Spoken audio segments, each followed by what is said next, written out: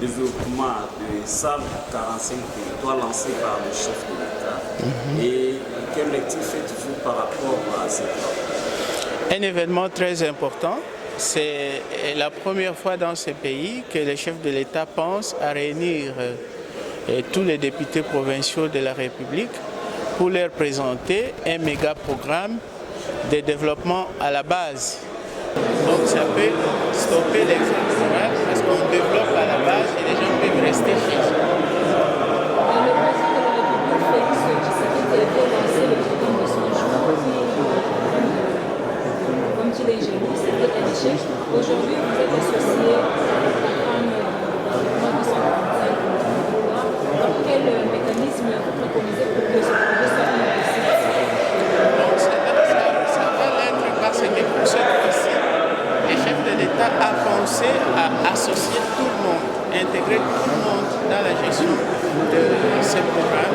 Donc on s'est servi les uns et les autres, les agences d'exécution, le gouvernement central, les gouvernements provinciaux, les assemblées provinciales et même les entités territoriales déconcentrées qui sont les territoires, les responsables et les animateurs de ces entités sont impliqués.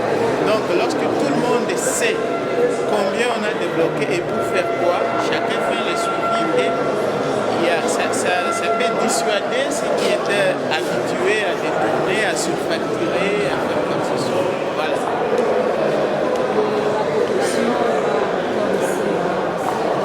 Quels sont les garde-fous pour qu'il n'ait pas que ce programme ne subit pas encore les pesanteurs de Oui, vous voyez, cette fois-ci, on a accordé la gestion des projets aux agences d'exécution crédibles. Ce sont des agences qui ont fait preuve de qualité de services qu'ils rendent, comme par exemple l'UNID, comme le BCP et l'autre agence dont j'ai oublié le nom. Donc, le président de la République a vu juste d'accorder la gestion du projet à des structures bien organisées et crédibles. Cette fois-ci, ce n'est pas l'État qui attribue les marchés à qui on fait, parce qu'on a vu des gens attribuer les marchés aux membres de famille, sous-traiter les marchés publics pour essayer de trouver. Mais cette fois-ci, avec les agences crédibles, il y a moyen d'encadrer les fonds et surveiller l'exécution des travaux et par les agents d'exécution, mais aussi par l'État central ainsi que les gouvernements provinciaux.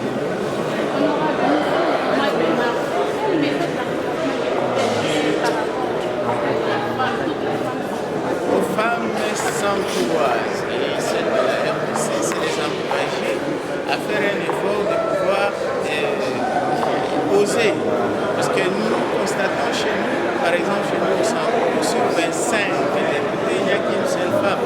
Donc chez nous, les femmes, très peu de femmes prennent le courage d'affronter les hommes lors des échéances électorales ou postuler à certaines fonctions de gestion des affaires publiques dans ce pays. Donc j'encourage les femmes à prendre le courage d'affronter les hommes et solliciter aussi à accéder à des fonctions de gestion pour la bonne représentation. Honorable Président, il y a beaucoup de projets qui ont été lancés dans ce pays par le chef d'État, mais n'ont jamais été réalisés. Vous êtes confiant que ces projets de ça 45 territoires sera réalisé? Vous avez suivi avec nous que les fonds pour ce projet sont déjà disponibles et les premiers décaissements peuvent être effectués au début de l'année. Donc nous faisons confiance, nous sommes optimistes. Lorsque les possibilités de dilapider, de détourner ces fonds sont moindres, les partenaires internationaux qui soutiennent la RDC font confiance au projet. Ils vont mettre la main dans la poche pour accompagner le projet. C'est pourquoi je me dis que cette fois-ci, c'est la bonne. Honorable Président, la population s'intéresse que le gouvernement Nkoumadi était de troubles. Aujourd'hui, n'est plus le gouvernement, mais nous assistons à des troubles de division et de l'instabilité. Qu'est-ce qu'on peut savoir plus?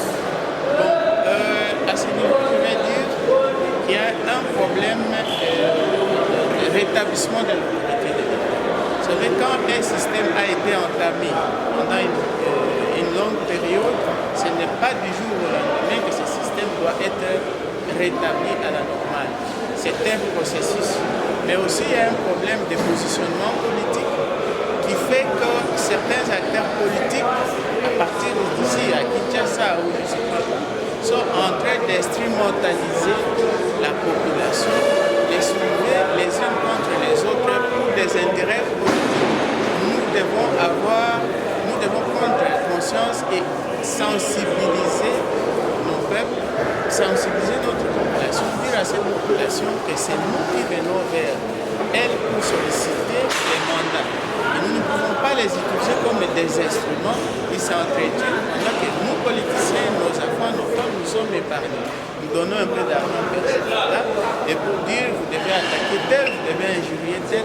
Donc nous avons une mission générale de réveiller les civismes au sein de la population. La population ne comprend pas encore son rôle. Elle est manipulée à tout bout de champ parce que la misère, vous connaissez le niveau de pauvreté de notre pays. Il suffit que quelqu'un donne 10 millions de francs à un groupe de jeunes et ceci commence à poser des actes criminels en sa faveur, à déstabiliser ses adversaires politiques sur le terrain. C'est cette pratique-là qui pérennise ce que moi j'appelle la délinquance. Mais il y a moyen de stopper cela avec la volonté des institutions politiques à province et les services de sécurité. Honorable, que répondez-vous à ceux qui disent que vous êtes un agent de Lambert Mende pour stabiliser Jean Moukuma parce que Lambert Mende était l'adversaire Non, mais que les gens reviennent dans l'histoire. Moi, j'avais été élu au sein du PPRD, le parti de l'ancien président Joseph Kabila. Et à l'époque, il y avait ce qu'on appelait du PPRD qui faisait partie du FCC. Nous avons refusé la candidature de Lambert Mende à l'époque comme gouverneur. Nous avons soutenu Moukoumadi. Oui, c'était un inconnu, mais c'était la seule alternative face à Lambert Mende. Et mais si aujourd'hui les gens vont dire je suis agent de Lambert Mende, bon, ça c'est déraisonné. Pourquoi je ne l'avais pas laissé passer gouverneur si j'étais son agent? Non, ce n'est pas ça.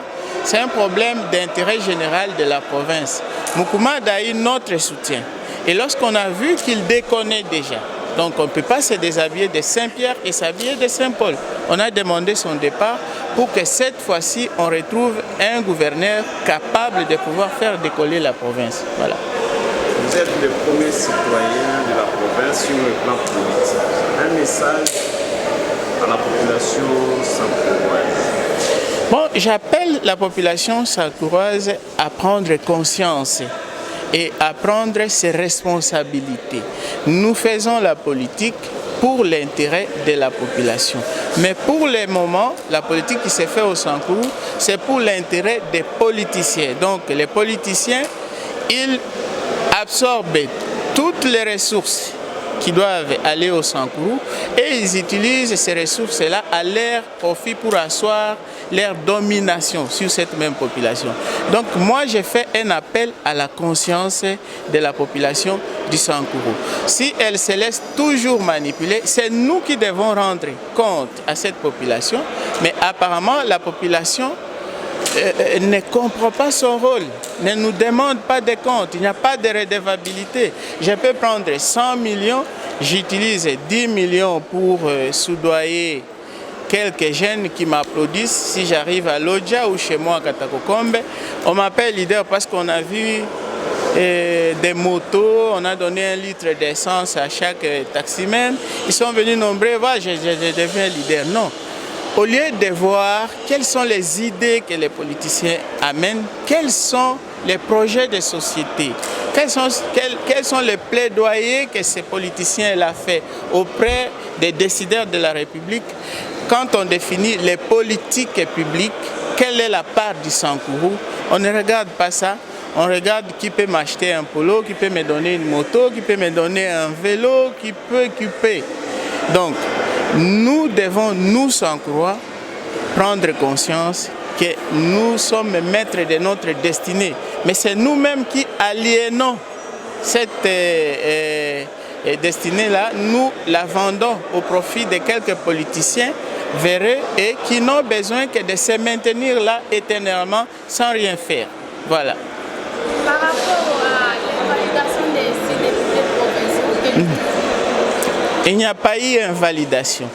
Je vais vous expliquer. Invalidation, c'est une procédure qui peut passer par la justice lorsqu'on constate qu'un député a commis une infraction ou pendant la période électorale, il aurait fraudé quelque chose, une pièce ou quoi. Chez nous, il y a eu constatation de perte de mandat parce que l'article 110 de la Constitution dit que chaque parlementaire a l'obligation de participer aux travaux parlementaires de sa chambre pendant la session. Et que si un parlementaire fait plus d'un quart des travaux sans participer, celui-là perd le mandat. Et c'est la Constitution.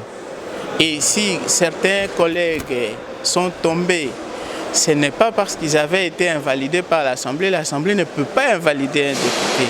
Mais l'Assemblée, dans son fonctionnement, fait l'évaluation des participations des honorables députés aux travaux.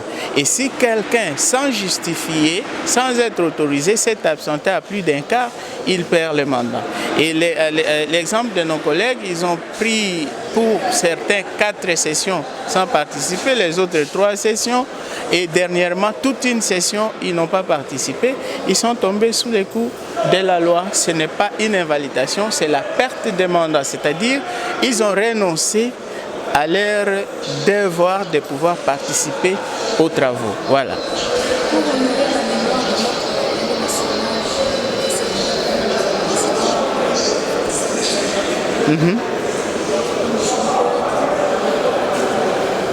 Lumumba Ville, oui.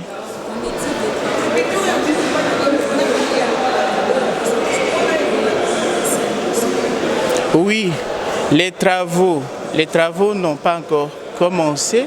Vous connaissez qu'une ville, il faut la définir. Et quand vous définissez une ville, vous comprenez que c'est énorme. On ne peut pas construire une ville du jour au lendemain. C'est une manifestation d'intention de faire de cet endroit-là un endroit touristique où toutes les générations futures à travers le monde qui vont étudier dans leur parcours scolaire qui était Lumumba, qu'est-ce qu'il a fait pour immortaliser Lumumba, ils vont commencer à venir voir là où il était né. Le gouvernement central a fait son travail, le président de la République a concrétisé.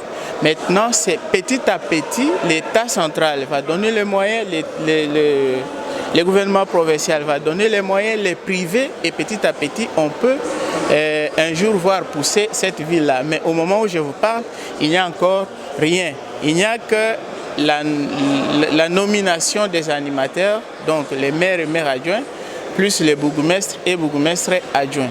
Les chefs de l'État venaient de doter des moyens de transport à ces animateurs-là et du matériel des bureaux. Ces animateurs sont en train d'être installés. Ce n'est qu'après leur installation que nous allons commencer petit à petit à jeter les jalons. Mais pour l'instant, il n'y a encore rien qui est fait.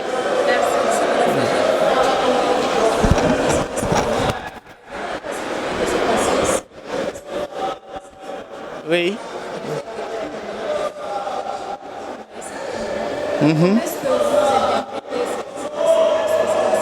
Bon, vous savez, les députés provinciaux de la République ont d'eux-mêmes créé une structure que nous avons dénommée les collectifs des députés provinciaux de la République démocratique du Congo. C'est une structure informelle. Vous ne trouverez pas ça dans la Constitution, ni dans la loi sur la libre administration des provinces. Mais nous-mêmes, nous avons constitué ça comme un syndicat qui doit commencer à revendiquer les droits des députés provinciaux par rapport aux autorités nationales. Alors, il s'est fait un peu un conflit de compétences entre les dirigeants de ces collectifs-là, qui sont informels, et les dirigeants des assemblées, les bureaux définitifs. Donc, la personne qui voulait lire le premier mémo, là, il est le doyen des présidents des assemblées à travers la République. C'est le président de l'Assemblée provinciale du Lualaba. Alors, lui voulait, en tant que doyen des présidents des bureaux définitifs, prendre la parole au nom des assemblées provinciales. Alors, la majorité des députés, vous connaissez toujours entre ceux qui gèrent et ceux qui sont gérés, il y a toujours... mais la majorité, vous êtes dans une assemblée, ceux qui gèrent les membres du bureau, ils sont à 5, mais dans la totalité, vous êtes à 40, c'est-à-dire qu'il y a 35 sur les bancs et 5 qui gèrent. D'habitude, ceux qui sont sur les bancs sont toujours contre ceux qui gèrent. Alors, ils n'ont pas voulu que la structure qui est comme les syndicats de tous les députés provinciaux soit dirigée encore par ceux qui les dirigent de façon formelle dans leurs assemblées. Ils veulent que ce soit un bureau qu'ils constituent eux-mêmes les non-membres du bureau dans nos assemblées et que cette structure-là nous représente ici au niveau national lorsqu'il s'agit de revendiquer nos droits. Et c'est ce qui s'est passé là-bas. Voilà.